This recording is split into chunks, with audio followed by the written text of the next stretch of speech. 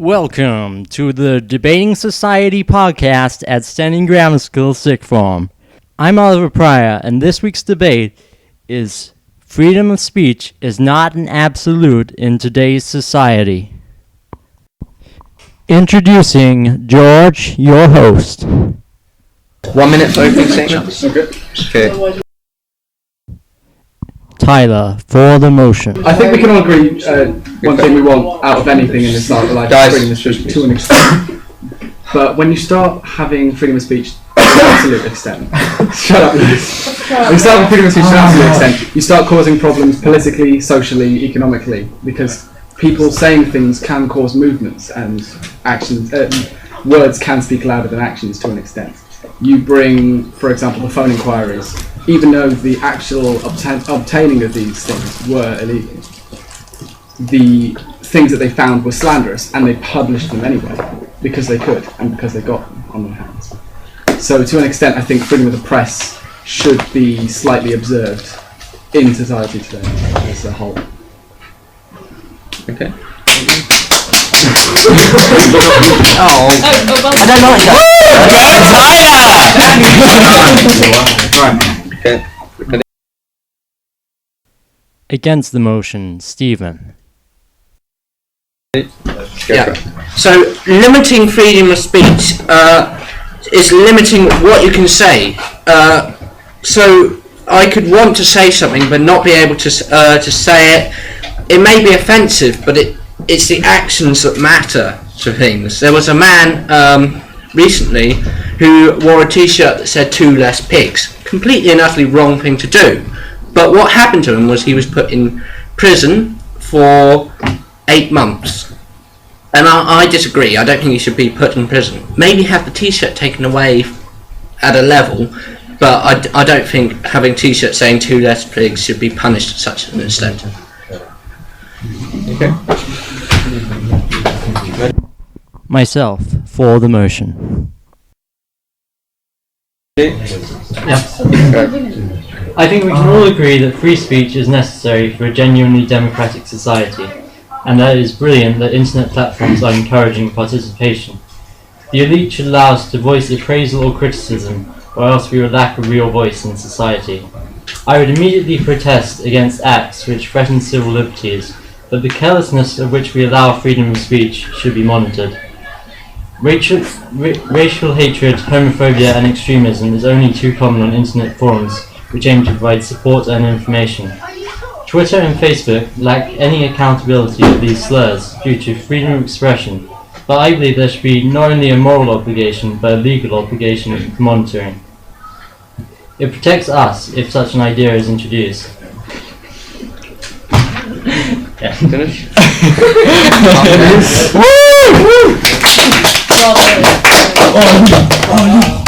Ready? On the opposition, Oliver. Yes. Okay. Freedom of speech is a human right.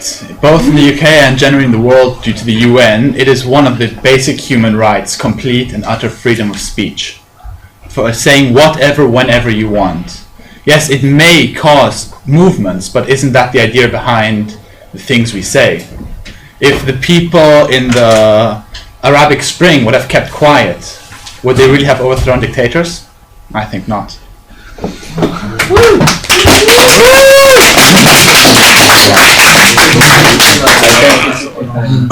We'll open up questions to the floor now. Okay, any questions?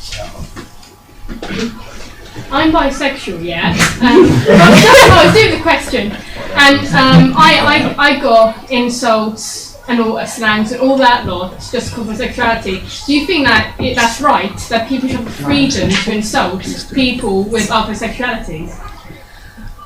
When you're very young, one of the first things you're taught is sticks and stones may break my bones, but now, this is not necessarily completely true. It does hurt you, but if you're going to teach in society that we should turn the other cheek, yes, I know that's a Christian thing, and look, we should accept insults, and it's the actions that we should act again. Well, not accept them, but not go back and go, because you insulted me, I'm going to hit you twice as hard. What about the idea that if you get insulted to a point where you're driven to suicide, what would you say to them? Because there is a point where even if you can ignore it, it builds up and it will cause can cause mass psychological harm. I can't hear you very well. Speak up. Oh, so you can actually cause mass psychological harm to a person by building up insults or things that you say to someone, and that can lead to things like suicide or other horrible things. And what you find is that the majority are usually favoured if you allow complete freedom of speech, and minorities go down from. Yeah, but all humans, no matter their opinion, surely should be able to word what they think. And yes, it does cause to suicide, but if you limit what people can say, what they can think, then again, that's going to cause problems in society as well. I don't think it should be limited to an extent of what they think, because they can think what they Okay, they want to. They what can they believe say, what they can word. But I don't think you can justify like outcries of hatred towards other That is people. the worst extent of freedom of speech, but it But has to happen to that's have the for thing. all excess of freedom of speech. Encompassing, you can have limits. You don't. It's necessary. The bad things of people getting stolen, there are a small price to pay. Yeah. Okay. Global freedom of speech for everybody. What good things do you get? Glenn, did you have a question? Yeah. With women coming into this, would you say that it's right that women don't have as much freedom of speech as men? And that's kind of both sides of the argument there, but because I personally argue that men would have more freedom of speech than women, because if you look in the House of Parliament, in the House of Commons, how many men do you see in there compared to women? That's more about public opinion based on political prejudice. Yeah, but do women get the chance to speak out? I think anyone should be able to say as much as anyone else. Obviously, that doesn't happen in all areas of societies. Obviously, dictatorships and religions get in the way of those sort of things. But I believe that it should be equal for everyone. Again, that's one of the basic human rights, that no matter your gender, your race, your religious beliefs, your political beliefs, whatever, you have the same rights as everybody else. So you can say the same things. A woman can say the same things as men. Okay, Ollie was next. You say it's freedom of speech is absolute. But would you go up to a police officer and just tell him to fuck off? You know. I have. You have. I did. I was a very young child, and my dad put forced opinions upon me. But I don't know whether I do it now. I don't know whether I do it You now. have the ability to generate an opinion that's against the sort of justice of society. You know, it's speaking. It gives you So, the a man going up to a policeman and saying "fuck off" should be punished by the man Say being he's arrested. coming to arrest you, and you just tell him to fuck off. Well, You're spreading your opinion.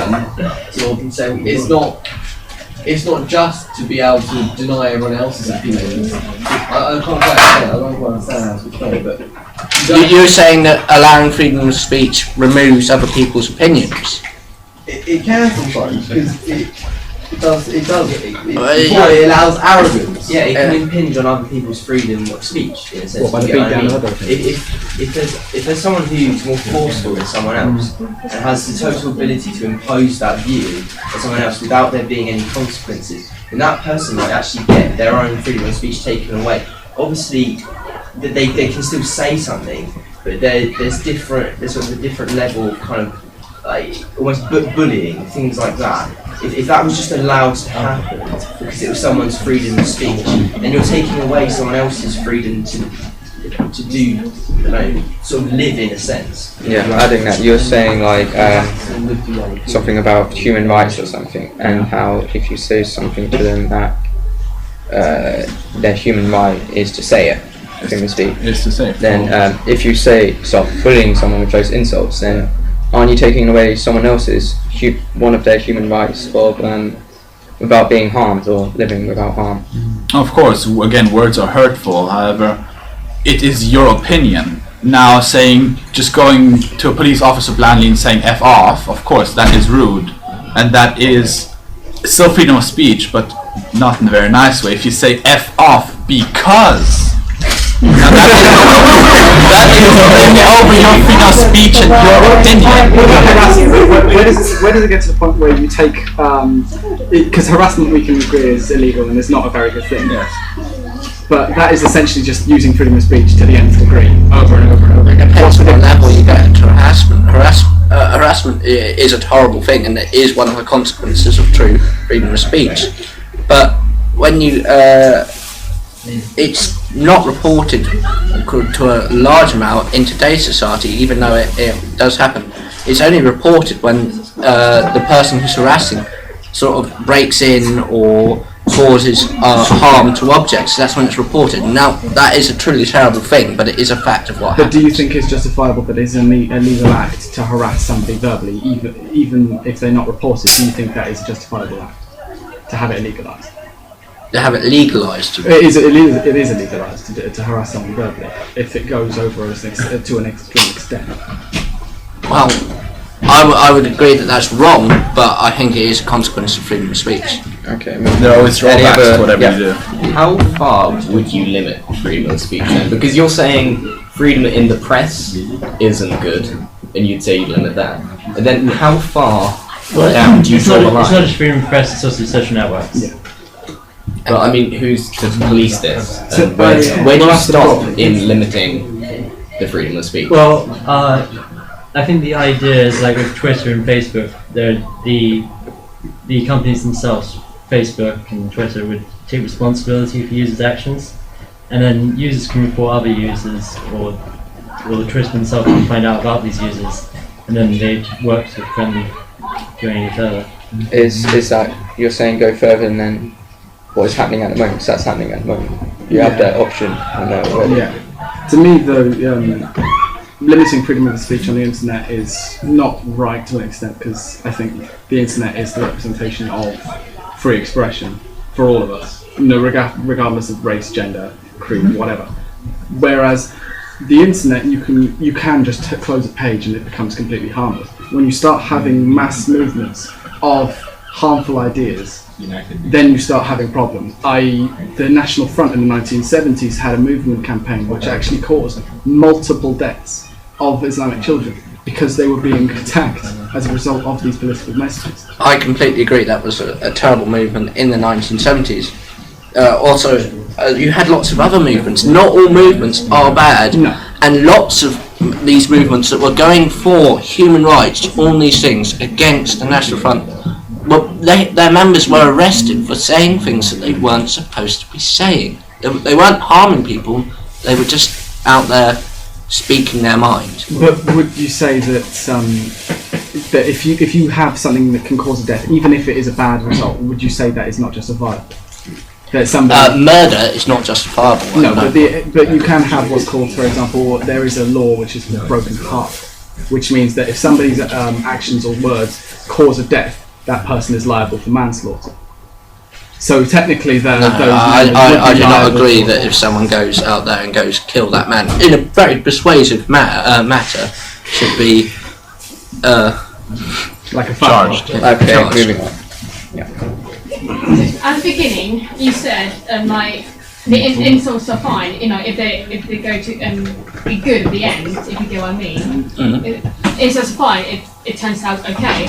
Well, if you go back to the case of Amanda Todd, who just committed a self-suicide because she was verbally harassed, people were telling her to go die on the internet. How can you justify that? How would you go to your mother and say, "Oh wait, that's fine because I had freedom of speech. I drove your daughter to suicide." How do you justify it? Do you want to answer this? I'll try.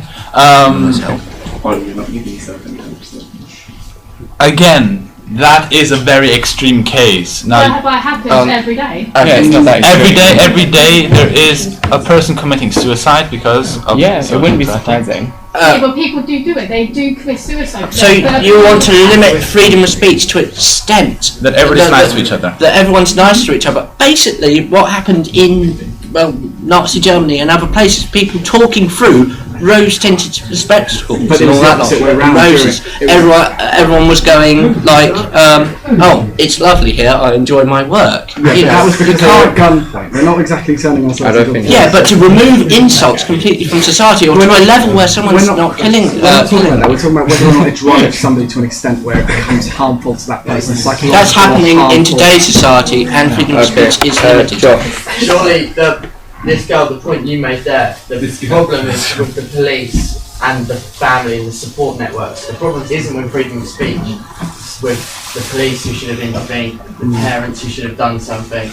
It's the individual's misuse of it, not the actual idea itself. But they can only do so if they have the actual legislation to back it up, which Yeah, is but what we they do want. have a police force. We do have support networks Oh, yeah. for people like that. Yeah. Plus, what But they're they're saying the ones is who are that, fighting, not free speech. but no, what they're saying is that if you have, for example, verbal abuse, it should be the idea. Even if it isn't justifiable, it is an outcome of freedom of speech. It was In any also- society, you're going to have verbal abuse. That's a fact. and it That would was exist with or without free speech. Of course Yeah. it would, but it would be then the act. You could act as one. If someone gets arrested for insulting someone, the next person's going to come along and do the same insult until he gets You arrested. said about Nazi Germany being that we limit freedom of speech to a point, whereas with Weimar Republic policies on freedom of speech, it was more anyone could say anything. Yeah.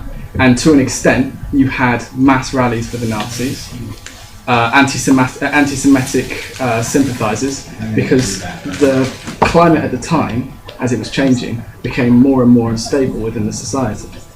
Yeah. And as such, you had a very unstable political situation, which resulted in about, what was it, 2 or 3 attempts at a coup, which then resulted in a coup, and the Nazis came to power. So would you say that if it got large enough, would you be able to limit it, or would you just let some form of dangerous political movement actually come to? But in that case, it was not only freedom of speech that caused that whole thing. It wasn't just because somebody said, "Hey, I don't like them. Let's put the Nazis in power." The only reason it was because they were able to say those things that they actually got it. Hitler was very persuasive. Yeah. Yes. That was only because of What you're political clout. But if you remember before then, freedom of speech was limited. That meant when it wasn't limited, all the extremist ideas could be spread very quickly to people who hadn't really heard any idea previously.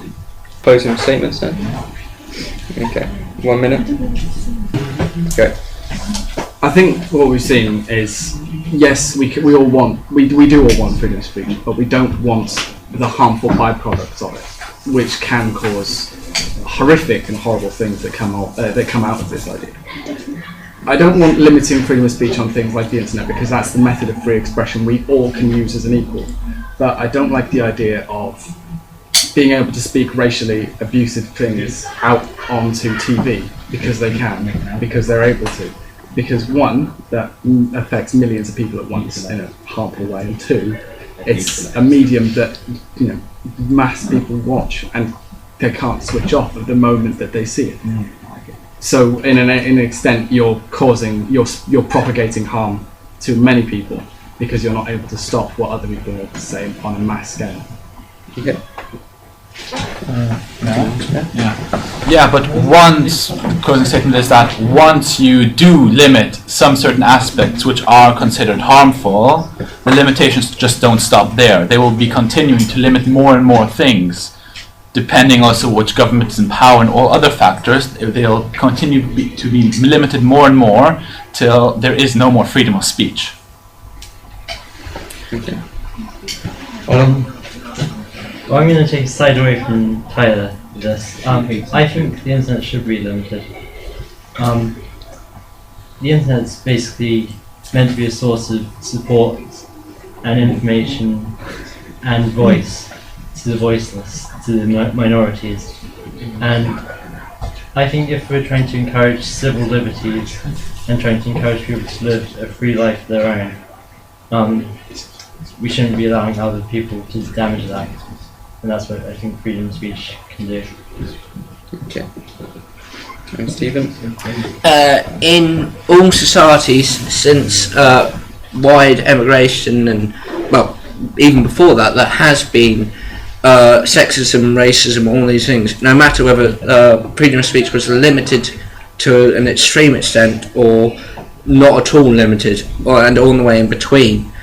The fact is, with freedom of speech, yes, bad opinions can evolve, but also good opinions, ways of creating a new world.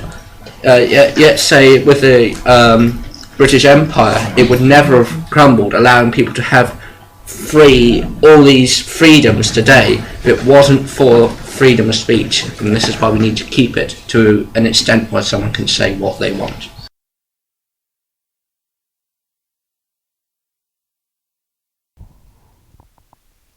And against win by a gain of 2 to a gain of 1. Thank you for listening, and tune in next week.